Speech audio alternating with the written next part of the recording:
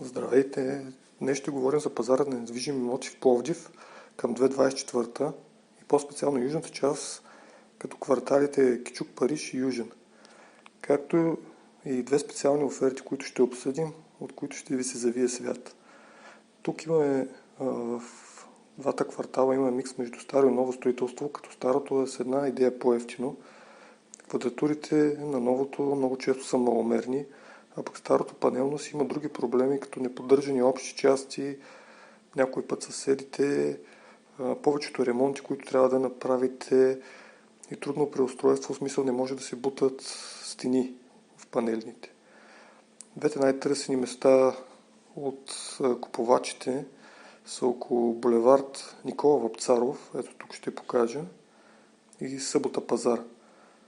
Там съответно предлагането е по-високо, но и цените са по-високи. Срещат се много често сгради без асансьор. Добре, нека да разгледаме цените през годините от този имотен портал. Разбираме, че през 2015 средната цена за кварталите Кичука и Южен е била около 40 000 евро или 500 евро на квадратен метър. Сега цените са нараснали с около 80% и гонят 1100-1200 евро дори. Може да видите, че няма много разлика дали ще вземете едностаен, двустаен или тристаен апартамент. Средната цена на квадратен метър горе-долу си остава същата. Тук трябва обаче да се каже, че статистиката не е детайлна, т.е. виждаме вида на имота, но не е вида на строителство и общи части. Предполагам 2015 година не е имало толкова много ново строителство или тухлени сгради, както и луксозно завършване.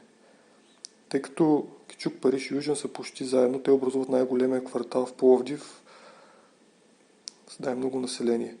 Тук имаме, нека да ви покажа, тук имаме две шокиращи оферти. Искам да кажа, че мнението е от моя опит и не искам да ангажирам по никакъв начин с него продавач или купувач дали да намалят или да си вдигат цената.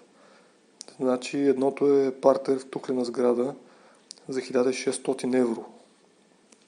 Като състоянието не е много лошо, но няма нито мебели, нито кухненски бокс, има доста работа по обзавеждането и дори за ремонт да се усвои добре мястото. Най-добре трябва да се работи с проектант. Може би дори банята ще трябва да се сложи нова санитария, защото тук не може да се каже, че ремонтът е бил много качествен. Ако се слага нова санитария, най-вероятно ще трябва да се подменят и плочки и така нататък. Вие си преценяте дали този имот заслужава за живеене или за поднаем.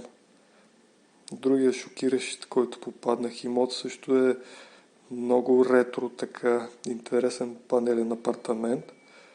Изглежда светъл и приветлив поне. Но ще ви светне след като се продава за 1500 евро квадратни метра и то преди ремонта, преди изхвърлянето на мебелите. Тук може би всичко трябва да се маха и кърти, като дори трябва да се подготвите едно 3-4 хиляди лева само за изхвърляне на боклуци. С контейнери и хамали, за да почнете ремонта и дори за да придобие нов вид апартамент. Но там после може би още поне 50-80 хиляди за ремонт, зависи дали всичко ще се прави от фирма или вие ще се включите с каквото можете. Искам да обърна внимание на гардеробът в антрето, който ми направи добро впечатление.